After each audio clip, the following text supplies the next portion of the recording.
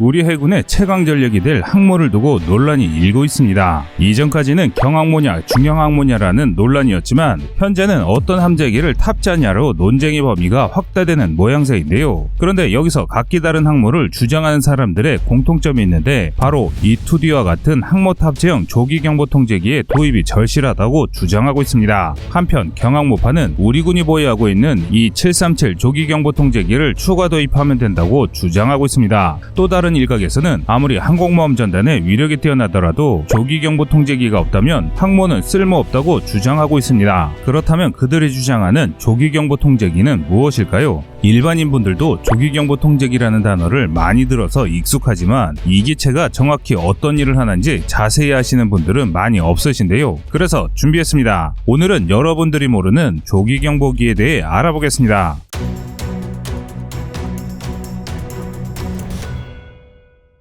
먼저 발견하고 먼저 쏜다라는 말은 소총부터 미사일까지 모든 무기에 적용할 수 있는 필승법입니다. 적보다 먼저 적을 발견한다는 것은 적보다 많은 기회를 차지한다는 것이고 그만큼 작전을 성공적으로 이끌 수 있다는 뜻이기도 합니다. 그래서 어느 군데든 적보다 멀리 보기 위해 많은 노력을 기울이는데요. 이를 증명하듯 멀리 볼 수 있는 능력이 늘어날수록 군대는 더 강해졌습니다. 특히 레이더와 무선 통신이 등장하면서 이 지휘의 거리는 비약적으로 상승했는데 걸프전에서 다국적국을 지휘한 슈워츠코프 장군은 수백 킬로미터 단위로 흩어져 있는 수십만 다국적군을 눈앞에 있는 것처럼 지휘해 이라크군을 완전히 와해시켰습니다. 이렇게 세밀한 지휘를 할 수 있었던 배경에는 최첨단 정찰 유선과 레이더를 바탕으로 구성된 강력한 지휘 통제 체계에 있었습니다. 이처럼 뛰어난 지휘 통제 체계를 갖추고 있느냐는 전쟁에서 굉장히 중요합니다. 특히 군대 규모가 커지고 무기의 사거리가 늘어나면서 부대 간 거리가 멀어진 현대전에서는 그만큼 우수한 지휘 통제 체계는 승리를 위한 필수 요소가 되었습니다. 이를 간단히 설명하면 AWACS 또는 AWNC라고 합니다.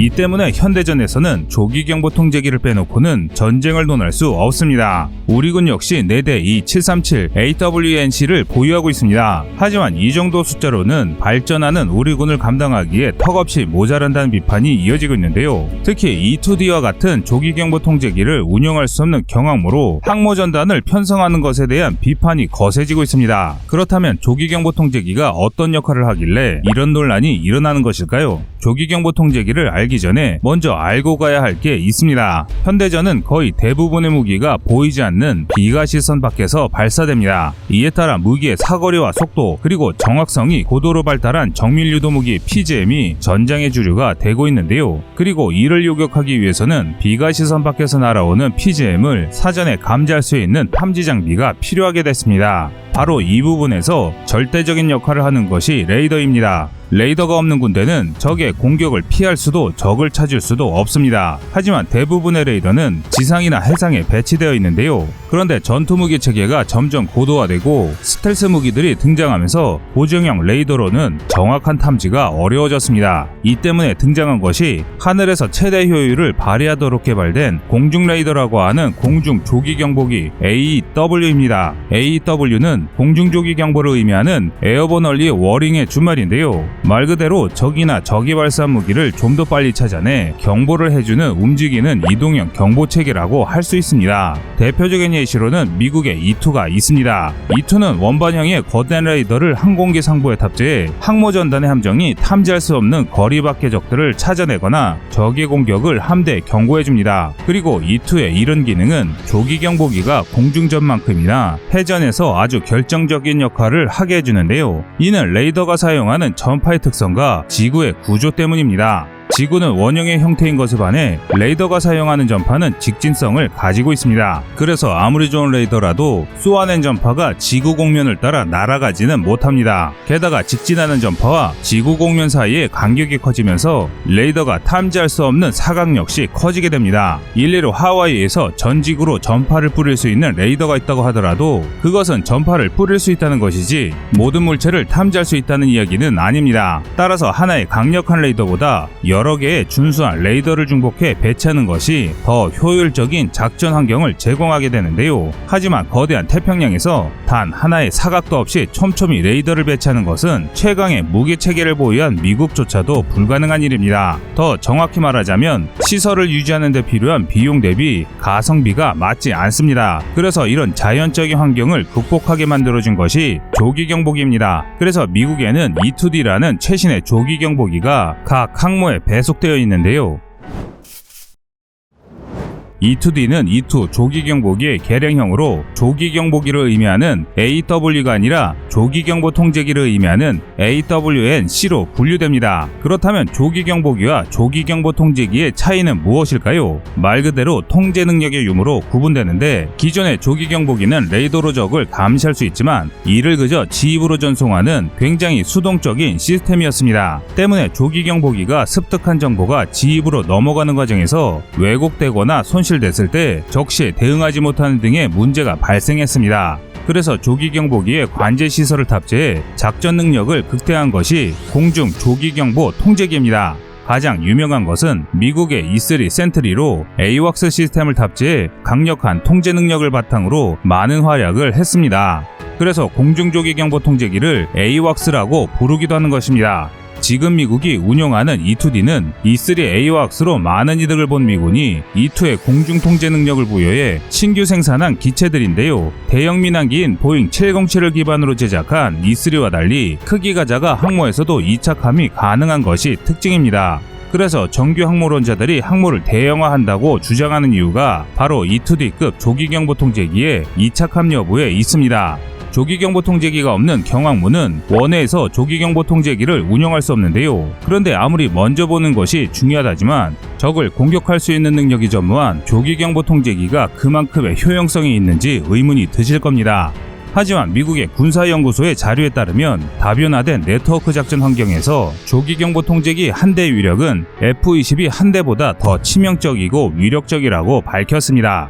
조기경보 통제기는 공격 능력은 없지만 합동교정 능력 CEC의 중추로서 함대 전투력을 배가시킬 수 있는 능력을 보유했기 때문인데요. 합동교정 능력은 함대의 모든 시스템을 하나로 통합해 하나의 함대가 하나의 군함으로 기능할 수 있게 하는 전술입니다. 그래서 수십 대의 함재기나 수십 대의 군함이 발사하는 미사일들이 CEC 하에서는 하나의 무기라고 보아도 무방할 정도로 위력적이게 변모합니다. 하지만 지평선 너머의 상대를 제압하지 않고서는 전쟁의 승패를 장담할 수 없습니다. 앞에서 언급했듯이 수평선을 2차원으로 움직이는 군함의 레이더는 아무리 성능이 좋다고 해도 지구 공률에 의해 거리가 멀어질수록 사각이 생길 수밖에 없습니다. 적의 함재기나 미사일이 이 사각을 노리고 들어올 경우 요격 미사일이 있음에도 탐지에 실패해 피격당하는 참사가 일어날 수 있습니다. 그런데 이런 함대의 사각을 E-2와 같은 조기경보 통제기가 막아줍니다. 조기경보 통제기는 항공기이기 때문에 상황에 따라 고도를 바꿔가며 3차원으로 기동할 수 있고 하늘에서 아래를 감지하기 때문에 함정의 레이더가 탐지할 수 없는 사각을 메워줍니다. 또 적의 함대나 미사일을 발견할 경우 공중 통제 능력을 바탕으로 우리 함정의 대함 미사일이나 함대공 미사일을 최대 사거리까지 안정적으로 유도할 수 있습니다.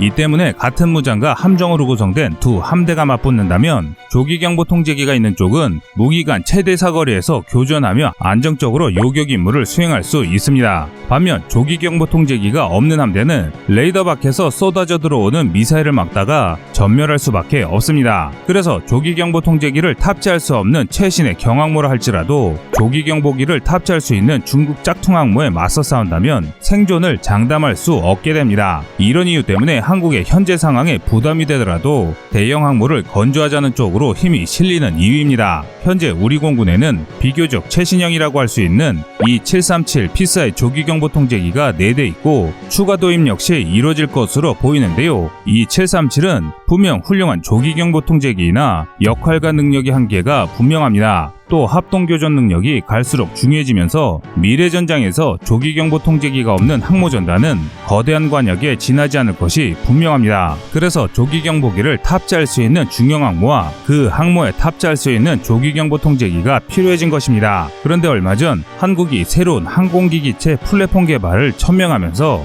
세계의 이목이 집중되고 있습니다. 또한 이와 별개로 한국의 주변국들이 경악한 이유가 생겼는데요. 바로 한국이 한국형 조기경보기를 영상들을 만들 수 있는 기술이 준비되어 있다는 소식이 전해지면서였습니다. 특히 여기서 주목할 점은 시청자님의 현명한 의견을 댓글로 남겨주시기 바랍니다. 여러분들의 좋은 의견이 좋은 영상을 만드는데 많은 힘이 됩니다. 이상 꺼리튜브였습니다.